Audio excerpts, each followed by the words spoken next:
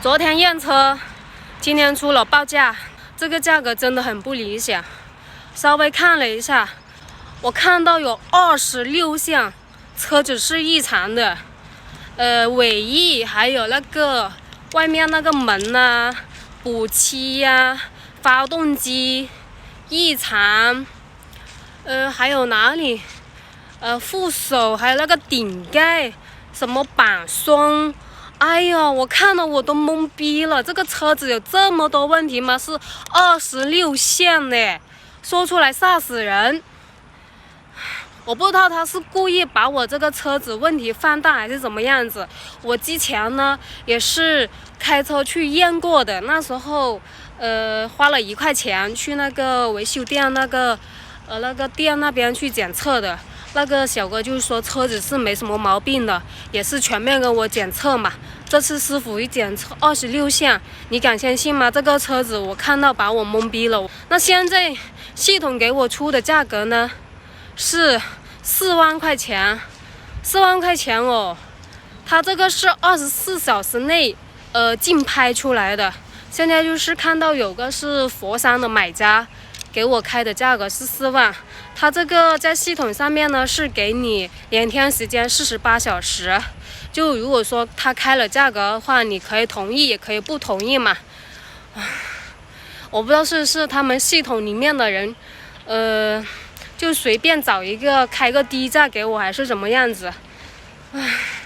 太不理想了，所以我就来这边再看一下车子。那车子像这些漆嘛，他当时不是用那个什么滴的那个东西在这里测，我看到他把上面也测出来，说我这个顶盖松，这里面还有一层的，他说是松动。然后呢，侧门哪里说补了漆，然后还有这个尾部这里面不是有一条那个东西吗？当时司机那天师傅呢就看了上我这个尾部的，就是这里呀，这里他是打开看了，他说我这里那个什么胶那里也松了，反正说的很多毛病的。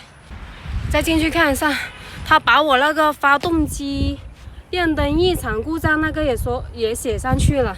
那你把我这么多问题放下去，我车子一下子就贬值了。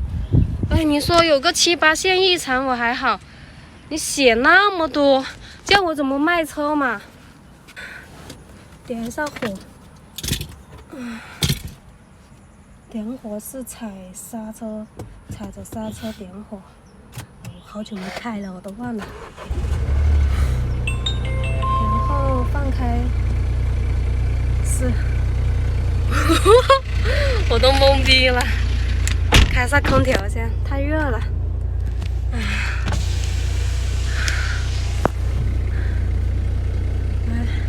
我后面装了这个360，不是行车记录仪，这里都花了400块钱。年底的时候我又加装了这个360，就360度的360，这里是花了1500块钱。你看前后我这个车都花了好几千块钱了。他还给我写那么多毛病，那发动机异常的灯就是这个灯亮，给大家看一下，我那天没有拍清楚，就是我发动机的这里这个灯会亮，然后这些皮都是真的，内饰非常的棒的。后面他说我这个上面松动，这上面松动是正常的，他把我问题放得很大。这师傅不靠谱啊！本来就想着找一个大品牌的二手车行过来，就是各方面会比较好嘛。没想到呢，一点点小毛病他就把我放成这么大，你让我怎么去卖车嘛？现在是报4万块钱，然后我也是跟了那边的客服聊天了，我说这4万块钱是，如果说我确定我同意，就我点同意的话是你明天什么时候就马上安排人过来给我提车走，4万块钱打到我账户上呢？他那边回应就是说你确定要的话，他那边就安排师傅过来给我验车，还要验车。他说要拿我的那个行驶证啊，去开到那些什么维修店那边去验我这个就是保险，如果说就没出过什么那个保险的问题的话，就是这个价格嘛，基本上是定了。如果说你有什么刮蹭啊那个的话，可能价格还会砍一砍。那这不是坑人吗？你说4万就4万嘛，你再来减一下又砍一笔是吧？那我之前再说了，前面师傅来问我的时候，说我这台车是经了几手人，我去看了一下，我那个本子上面是经历了5个人转手的，到我名下是已经是第6个了。那到时候你又说，这个本本上面你这台车转了5、6手人了，这里又给我砍一笔吗？那怎么可能呢？是吧？这个太坑人了。这个二手车的，我这台车这里怎么都说是真皮的，然后我在上网上看了一下，他那个车像我这个车评估的话是6万多，还有5万多的、4万多的都有。就是你车况良好的话，是现在还可以卖6万多市场价。如果说一般的话，还有5万多块钱。什么玩意给我报4万块钱？这还不是去抢钱嘛？他们要吃多少钱嘛？气死我了！我想问一下各位朋友，现在油车、二手车真的是这么廉价吗？真的是这么不保值吗？我这台车怎么说也是宝马车呢，还是进口的，原价是30多万，现在10万公里还没到呢，他现在就给我调成3、4万块钱就先给我搞走了。这些二手车商，这些车贩子真的是太那个了，太会坑人了吧。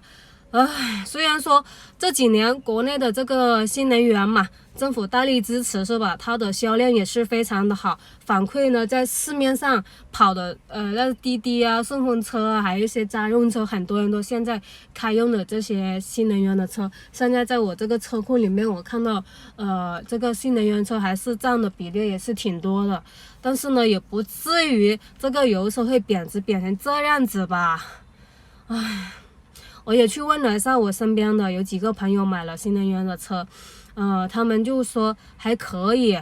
这几年政府大力支持呢，现在买这个新能源车，新车的话你还可以得到政府的补助，有1万多块钱。现在一台新能源车落地也就7、8万块钱，好像这么想一下，我也是挺亏的。我是去年才买的车，这台车还是6万多，加起来杂七杂八也是差不多7万块钱了。早知道我是去年买，我直接可以买一台新车了，都不是二手车了，是吧？新车总比二手车也是好一点。后悔死了。现在是怎么办啊？我到底卖不卖啊？现在是怎么办啊？这个价格实在是太低了。其实这台车我还是蛮喜欢的，你看它的内饰，这个皮的质量还是真的不能比的。因为车子嘛，其他车子我也是坐过的，它的那个皮啊材质还真的没有我这台车好。我这台是真的是真材实料来的，这个是真的，这个座椅皮上一点都没有破的，这质量杠杠的。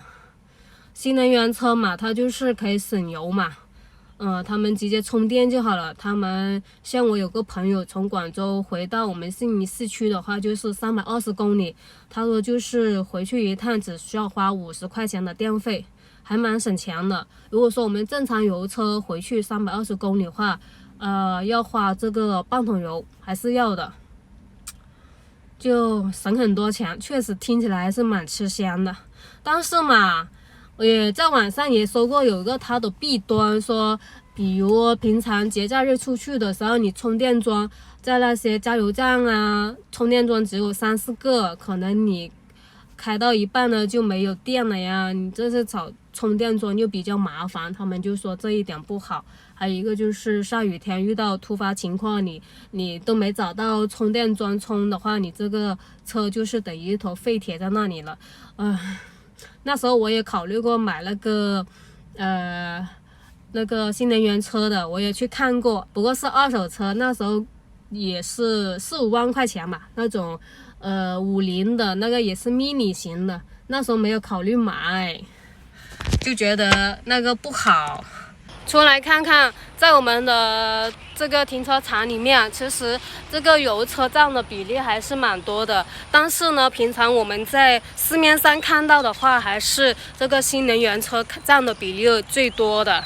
现在大部分的做一些家用的呀，还有就是在市区家用的车啊，也是新能源车，还有一些跑滴滴的啊、顺风的呀，还有货拉拉的，都是这些新能源车，反正全部都是新能源车了。